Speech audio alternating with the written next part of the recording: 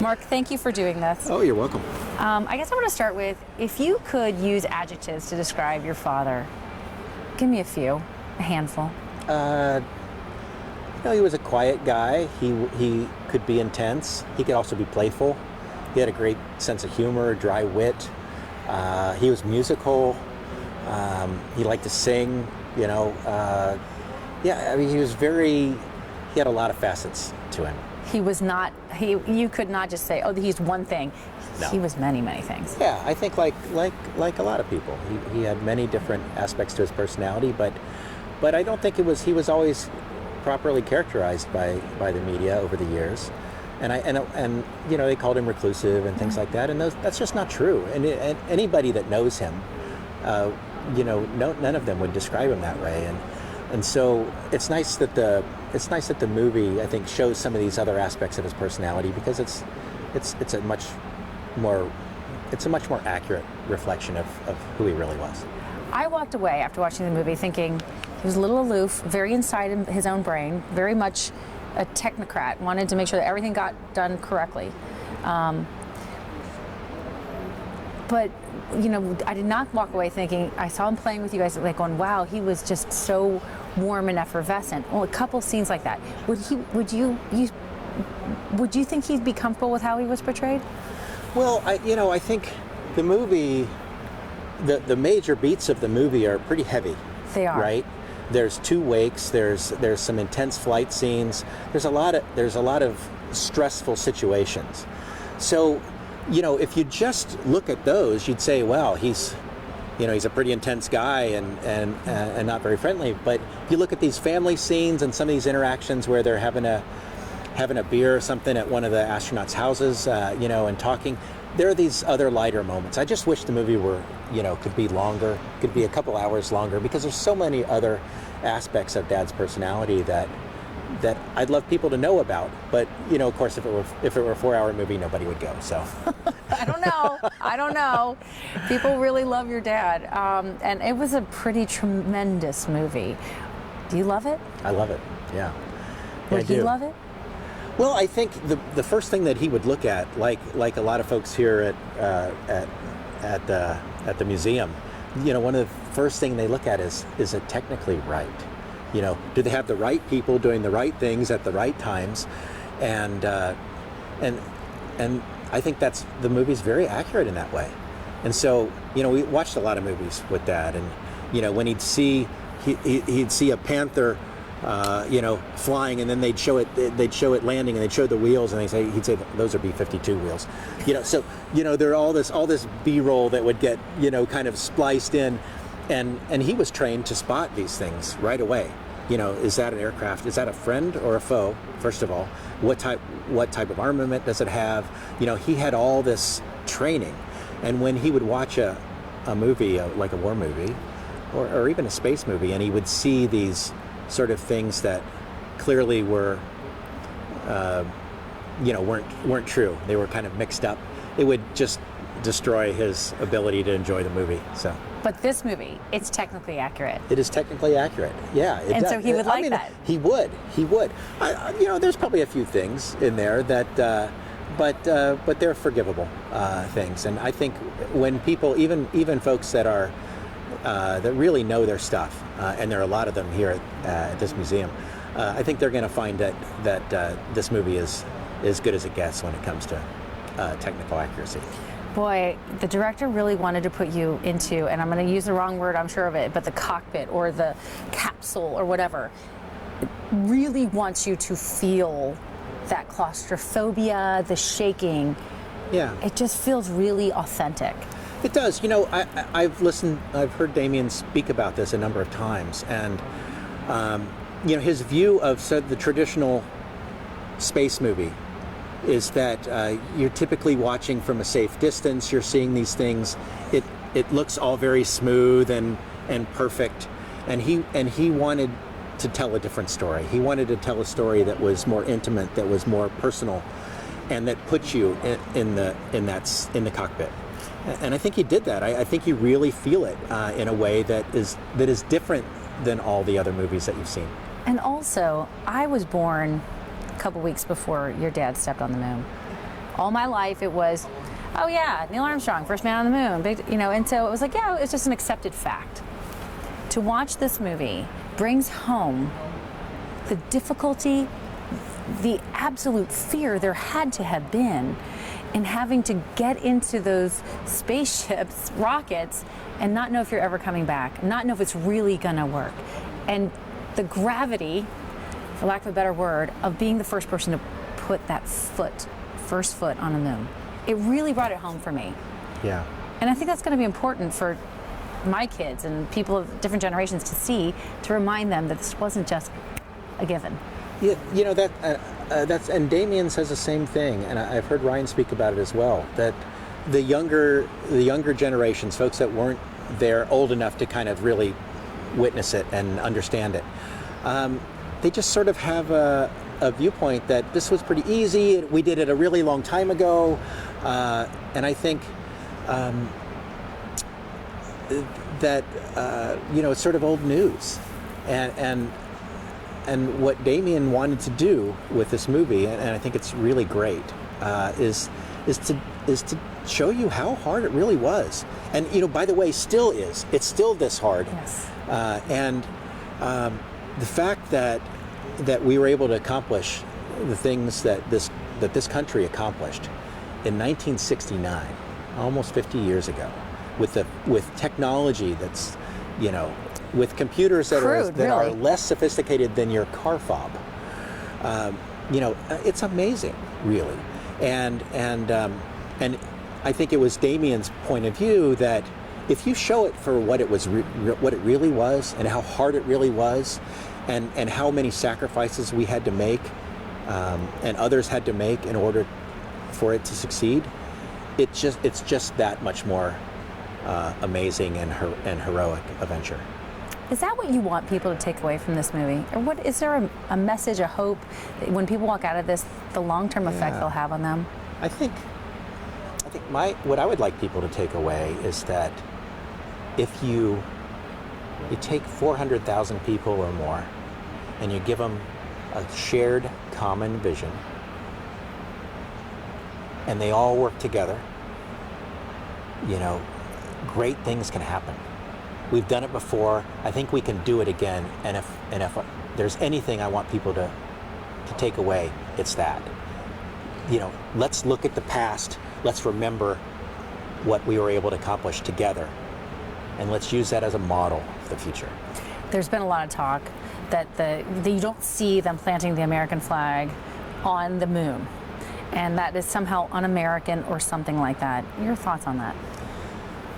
I think it's just not true. I mean, this is the most patriotic movie I think I've ever seen, and there's so many things. First of all, you see the flag on the moon several times, center screen, right next to the lunar module. You've seen the movie. You know what I mean. There's also other scenes. There's my brother who's raising the flag outside of our house in the Gemini 8 flight. There's after Apollo 11. There's these worldwide shots of like Trafalgar Square and people waving flags, and this French woman says, "I knew America could do it. I always knew America could do it." I really feel like this movie is patriotic and does this great country the justice it deserves for an amazing accomplishment. Your dad never sought limelight. In fact, didn't want it. Had no interest in it. Yeah. Was he the right guy at the right time to carry that heavy burden of being that man? Well, I don't know that I'm the right person to answer that question, but what I'll tell you is that a number of astronauts have told me that they thought he was the right guy after the fact. So, and it's very nice of them.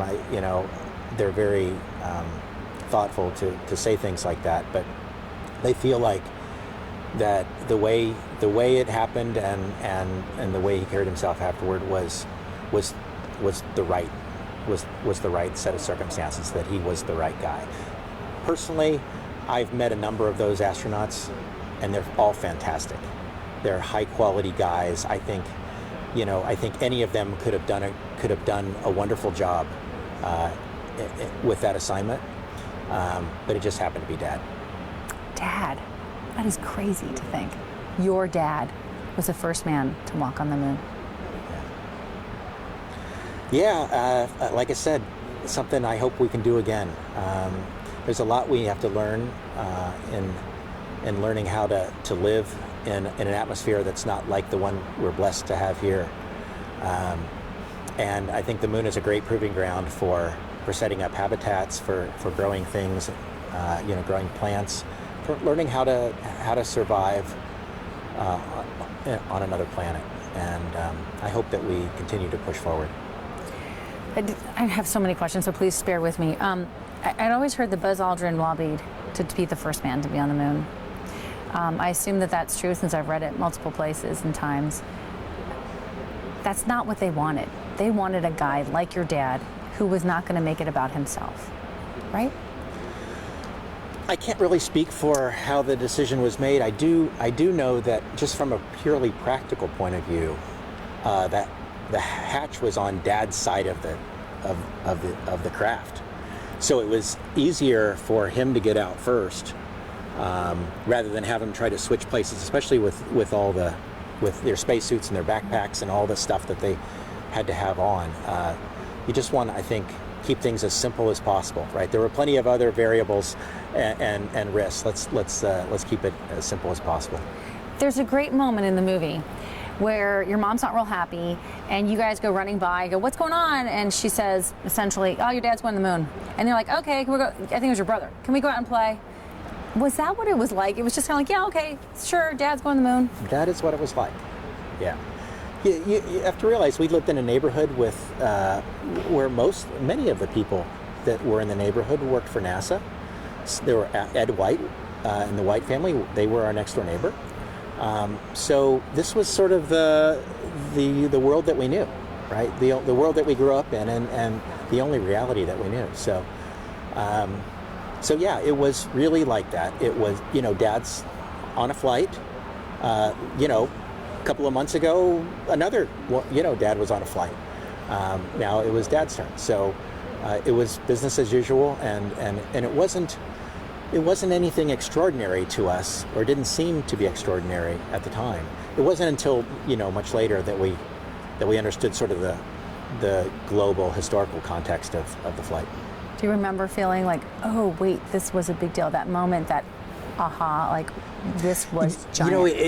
It didn't really. It's not like I just woke up one day and said it wasn't. It sort of just creeps up on you. Sure. Sure. A little bit at a time, as you learn more and more about all the things that transpired. And as I was talking about those 400,000 people, I've had the pleasure of meeting a lot of folks that worked on various parts of the mission, and every one of them, worked really hard. Gave up time with their families, sacrificed time with their kids. Every one of them put in their best efforts to make sure that the piece that they were working on would not fail. And that's the thing I want people to understand is it takes that shared vision to get everybody working together. And again, I hope we can do that again. You were how old when? I was 6. When he my went brother to the was 12. So you're 6 years old. Do you even remember it? Do you remember? Yeah, I remember the launch. I remember the landing. I remember the EVA. I remember that, sort of being around the house at that time. And in fact, when we first met with the filmmakers, with Damien and Josh Singer, the screenwriter, one of the big things that they wanted us to do was just tell them stories of what life was like when we were kids. Right. What was the house like? What were our parents like? What were our friends like? What do we do when we were playing around or horsing around? When Dad was home, all that. So that's the kind of things that was our contribution, I think, to the film, was to, or one of them was to kind of tell those stories and give them a sense for the fact that we were just an ordinary American family, but sort of got caught up in some extraordinary circumstances. Were you afraid when he was? Not at all. You don't ever remember being scared? Not at all. And I'm amazed, right? Because there's a scene in the movie where we have a sort of a meeting right before Dad leaves for the Cape, before Apollo 11. And that scene, we told the filmmakers about that scene. That wasn't documented anywhere.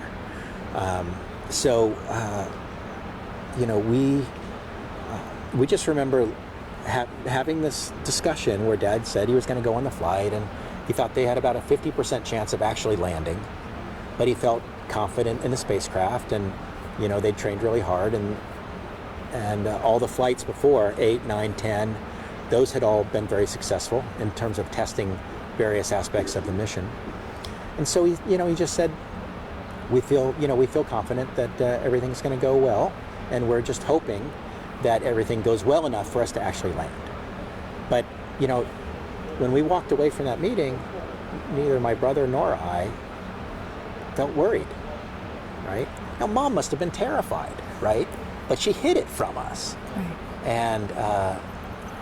And that's amazing to me that we didn't see that fear in her. I know. I watched that scene, and that is one of the most poignant scenes to me, because he had to do something that was so uncomfortable, and he handled it like an engineer. He really did. That's the only way he could handle it. Right. He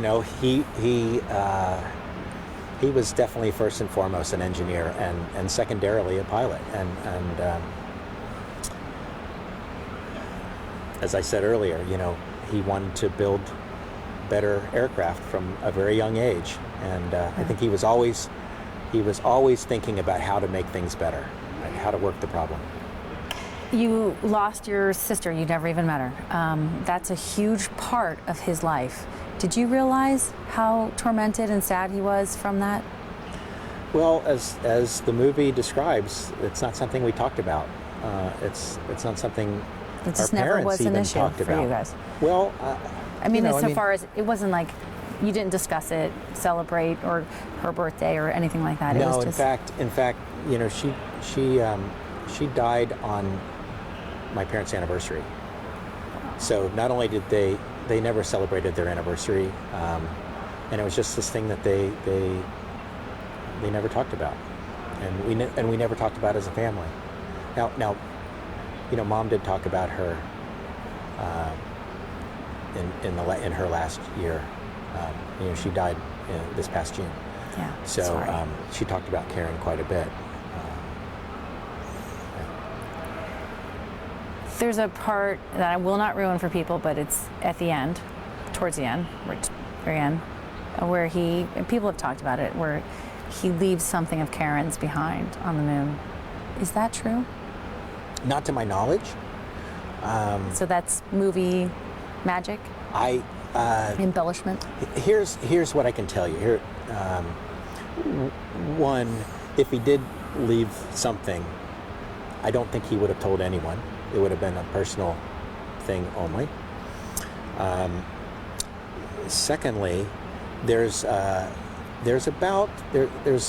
number of minutes. I think it's close to 10 minutes, where Dad was not on the comms, so he wasn't reporting anything, and he did walk over to something called Little West Crater, and he spent time over there, and because there's no comms, there's not a lot of information about what he was doing during those 10 minutes. And so I think the filmmakers saw that as an opportunity to speculate on how he might be feeling, since this movie is about Dad, right, and about what his journey, that eight-year journey from before he even became an astronaut until the flight. They chose to have him sort of look back at the Earth and reflect a little bit on the sacrifice, the cost, maybe what life was like in a simpler time, maybe a life that he wouldn't necessarily ever get back to. So I think it's an interesting take, but I don't have any firsthand knowledge that anything was left on the moon. The only thing I can say is maybe someday we'll go back there and have a look and see what we find. Is there anything you wish you could ask your dad? Do you wish you could know about this? About the bracelet? Or? There are many questions I wish I could ask my dad. I think, I won't repeat them all, but just he had a lot of wisdom, and And I find myself encountering situations where I'm like, I wish I could just ask Dad what he thought about it. He knew so much about so many different things. You know, I mean, he was well versed on topics that I was amazed by. Like, how could you possibly know about, you know, you know, whatever, you know. He was fluent in French, wasn't he? No, he wasn't fluent. But he spoke it. And I don't believe so, actually. I mean, when I took 3 years of French in high school, and I can remember him asking me to translate letters he would get in French, and then tell him what they were asking. Yeah. Essentially, he did get a lot of letters, but yeah, he was really well versed on a lot of topics, a lot of history. He knew his history, world history, not just American history. He studied Japanese culture. When he was in the Navy, when he would be on leave, he would go and spend time in Japan. And if you were to go to our house in in the late '60s, you would see a house that had a lot of Asian artifacts and things, furniture, designs on the wall, all kinds of things. It's interesting. So he was really interested in a lot of things, and I was always amazed by, especially when he would give speeches, he would like weave these things together from history and current events, and just kind of weave them together to tell a story. But this was always a man from Wapakoneta, wasn't he? Just an Ohio guy at the end of the day. Very much grounded in Midwestern values, hardworking guy. His parents had a German, Scottish heritage, and sort of almost the type of generations that would work the land and not expect to get more out than they put in. So yeah, he was, and I think there's a lot of astronauts from Ohio.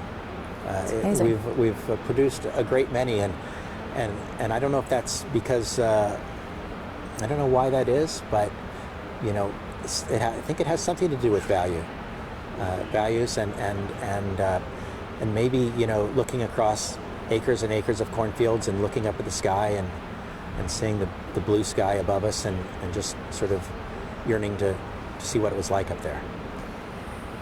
He lived in Lebanon for, how long did he live in Southwest Ohio? Towards the end of his life, about 30 some years, right? Between Indian Hill and Lebanon. Yeah, I mean, we lived in Lebanon from approximately 1972 to 1994. And then the rest of his life was spent in Indian Hill, right? Correct. So he was really here, not after 3 years after he walked on the moon, he moved home. That's right. I do wonder, before I get into that, he never got to fly again for NASA. Never got to go up in another mission. He was, 38 years old when he walked on the moon, and never got to... 39. 39. Yeah. 39 years old when he walked on the moon, and never got to fly again. Actually, you're right. He was because it was right before his birthday. In fact, they had a birthday party for him when he came out of quarantine. Oh, yeah? So you're right. He was just almost 39. So, okay, late 30s. Yeah. Never got to fly another mission. They didn't want him to, because they certainly didn't want to risk that. He got to fly a lot. But not in a spacecraft. Not in a spacecraft. Was that hard for him? I think if you'd have taken away his ability to fly altogether, that would have been very difficult. But he had the opportunity to fly a lot of different aircraft, and a lot of those aircraft, you've got a lot more degrees of freedom than you have in a spacecraft, right? So you roll around. It's a pretty tight spot, and so I think he really got a chance to fly quite a bit. Was he happy here in Cincinnati? Oh yeah, I think he could have gone anywhere he wanted to go, and he chose to come here. I think one, because it was returning to the land where he grew up, and secondly, there was a great opportunity at the University of Cincinnati, and he was excited to take that position and teach the next generation about aeronautics. I swear I was at Home Depot once and he was next to me. I'm not kidding. I mean, I grew up in Cincinnati. I grew up in Finneytown. And I looked at this man and I thought, I know him. How do I know him? But I never would have said anything, and he certainly wasn't going to say anything. That just wasn't him. He was he was a citizen of Greater Cincinnati, and he was not going to step forward and say, look at me, ever. No, that went against his character. Again, this was 400,000 people working together. It was a huge team effort. Yeah. Everyone deserved the credit for that success, not one man. You obviously grew up your whole life with your dad. So you do talk about how he's funny, and your wife sent me this photo. I want to show it to you. I'm glad I remembered this, actually. Who did I? Give me a second. This photo. That is not something that I expect to see your dad doing. Yeah, so... Can you tell me about that picture? I sure can. So that is the Gemini 8 crew, Dave Scott and Dad, and the Gemini 8 backup crew, Dick Gordon and Pete Conrad. And, NASA always have them take these official, backup crew pictures, which they did. And so there's one there's the official photo. And then there's the photo that they wanted to take. And I don't know where they got these hats and things. It's like a lampshade. But Dad's got a work light on his head, and that's the goofiness that people don't know about, that I want people to know about, right? I mean, he would love that. I mean, I'm sure they just cracked up doing that, and. Again, that's one of the reasons why I think this movie is so great, because it does show some of his sense of humor and gets a little bit more of that into people's minds about what he was really like. So you said that he would want people to know. You want people to know how goofy and silly. Know, okay, yeah. You want people. He may not have, but you do. So tell us a goofy story about your dad. I don't know if I can recall one on. But it's just there were just moments in your daily life. He would tell. There were some jokes that he would tell that he would really like telling, but he couldn't get through them without just busting up laughing. I mean, Charlie Meacham, who was a Cincinnati stalwart here, was a very good friend of Dad's, and he had many of these experiences. In fact, he just wrote a book where he tells a story about Dad telling a joke and he just could never finish it because he was so tickled with it. And that was Dad, right? And you get a sense for that in the movie, but I think there's a lot more to him than any 2-hour movie could ever tell. Absolutely. What do you want us to know about your dad? If you could, just the finality of it. Hardworking guy, served his country. Loved his country, and just wanted to, let me think about how to say this. I'm sorry. No, you take your time. He was a hardworking guy that loved his country and wanted to serve his country, and he loved everything about airplanes. Just so if there's a lesson there, I mean, learn what you love. Be guided by the things that you love, and who knows where that will take you. All of you Armstrongs are so understated in a beautiful way. Your dad was an amazing pioneer. He was like a Christopher Columbus, or he carved paths that few people were willing to do. And I know that you know the gravity of it, but I love that none of you are willing to actually say it. He was extraordinary. And what he did was absolutely a giant leap for mankind. Well, thank you. I mean, Dad would say that success is where opportunity and preparation meet. So prepare yourself and work hard and study, and maybe someday you'll have an opportunity, and when it comes, you want to be ready for it. And great things can happen from that. Did you know, by the way, what he was going to say when he stood? No. Did Did he tell? He didn't tell anyone. No. I think he probably thought about a number of things. Right. No, I don't think he spent a lot of time thinking about it, but Yeah. over the course of the mission, training for the mission, he probably thought of a number of things to say, and he just probably didn't decide until he was in the moment, right? Because everything that happened along the way could influence things that he might say. So